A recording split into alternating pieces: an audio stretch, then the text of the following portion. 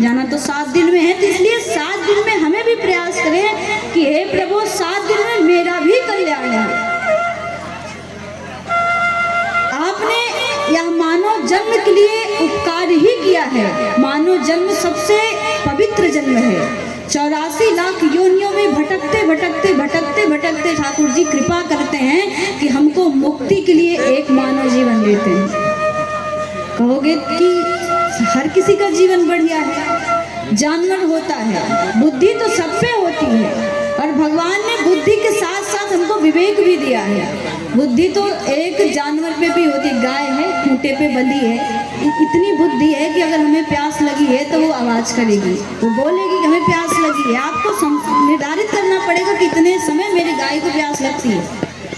आपने घर में कुत्ता पाल रखा है तो ये सोचना पड़ेगा कि हाँ ये भूखा है, अगर आप उसको चारा देंगे रोटी देंगे तो खाने लगेगा, वो सोचेगा कि हाँ खाने की चीज़ है, बुद्धि है जब ही तो खा रहा है।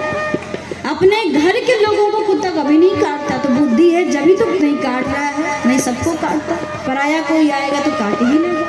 तो बुद्धि तो है लेकिन उस पर विवेक नहीं है, उसकी जिह्वा पवित्र नहीं है कि वो अपने जिह्वा से राम का नाम ले। तो भगवान ने हमको अमूल्य जीवन दिया है, इसलिए कहा बड़े भाग मानुष तन पावा,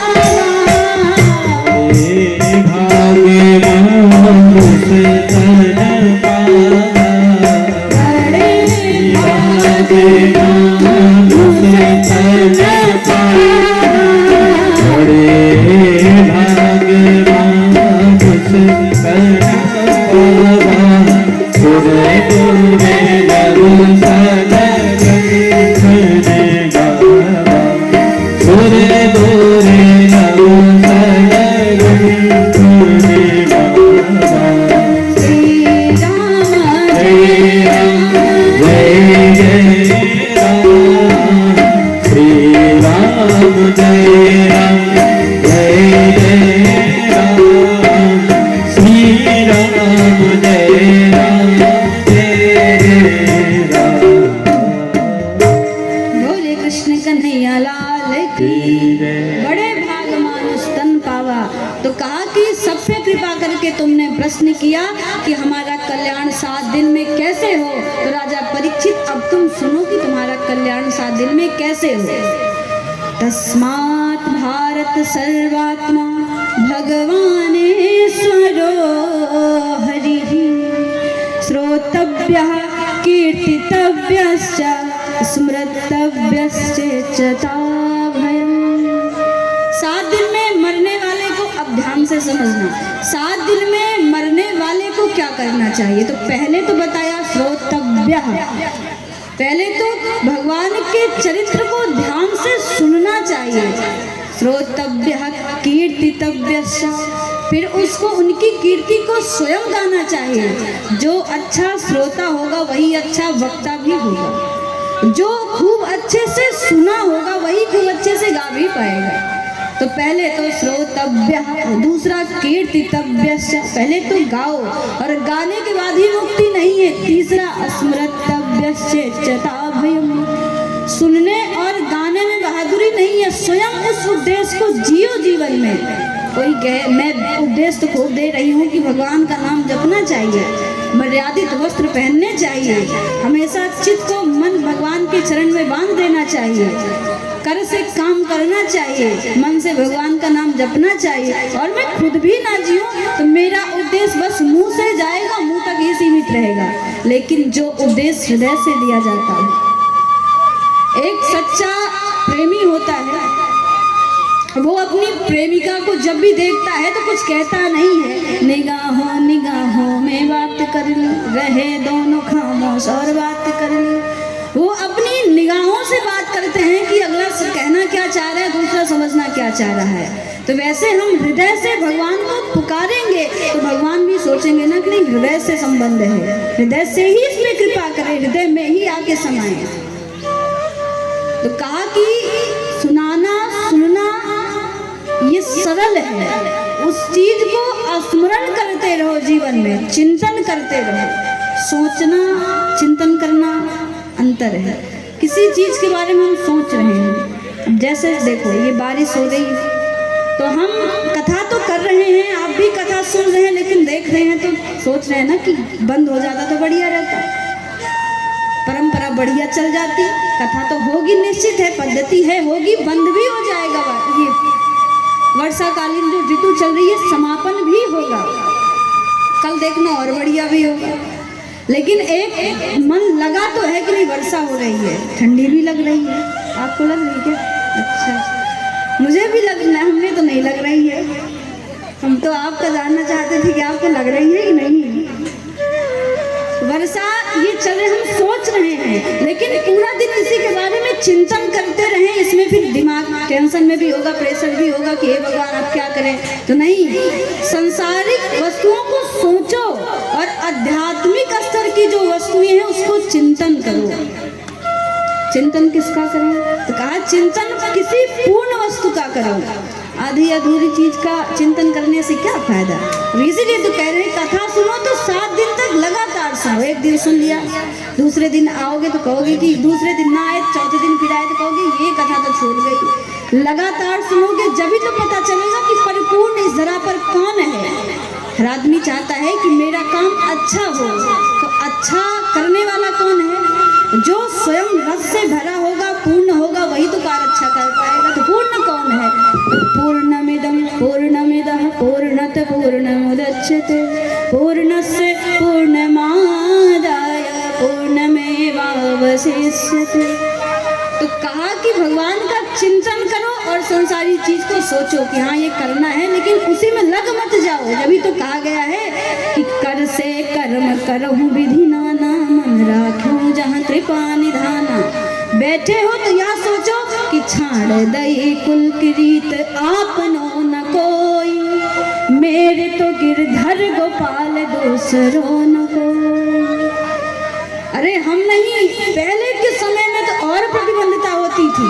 राजघराने की मीरा थी, किस चीज की कमी थी, लेकिन वह भी ग्वाल लगाती थी, कहती थी, जो कि आरोपित भी खूब हुई। संतन दिग बैठ बैठ लोक लाज खोई, लेकिन वह कहती थी अरे मैंने सब कुछ छोड़ दिया है। किस चीज की कमी मीरा को थी? तात मात बंधु सखा अपनो न को, मेरे तो गिरधर गोपाल दूसरों न कोई। तो ऐसा भगवान की कथा स्मरण करो कि हे प्रभु आप हमारे चित्त में आओ और रुद्ध हो जाओ, चिपक जाओ। तो कहा श्रोत सुन भी लिया, भगवान की महिमा को गा भी लिया। सुनने की महिमा सर्वश्रेष्ठ है। रामचरित में कहा गया है कि प्रथम भगत संतन कर संगा, दूसर रति मम कथा प्रसंगा। संतों के संग रहने से क्या होगा? गाली सिखाएंगे? नहीं, भगवान के चरित्र को सुनाएंगे, जब ही तो मन भगवान की ओर आकर्षित होगा। जब आप हमारे बारे में ठीक से समझोगे ही नहीं, तो कोई आकर कुछ भी कहे तो मानोगे कि हम मान ही लोगे कि हाँ होगा ऐसा। जब किसी के बारे में व्यक्ति ठीक ठीक समझ जाता है, जब वो तर्क भी कर लेता नहीं ऐसा तो नहीं उसके अंदर, क्योंकि जाने बिनु न होई प्रतीति, बिनु प्रतीत होई नहीं प्रीति। बिना जाने समझे न प्रेम होता है, अगर एक बार प्रेम हो भी गया तो हटता भी नहीं है। तो एक भगवान के चरित्र को सुने, उनकी महिमा को सुने कि हे प्रभु आप कब रीझते हो, कैसे रीझते हो। जब समझेंगे जब ही तो पता लगेगा कि भगवान तो बार बार कह रहे हैं, जो तू आवे एक पग में आऊं पग 60, एक कदम बढ़ा तो मेरी ओर।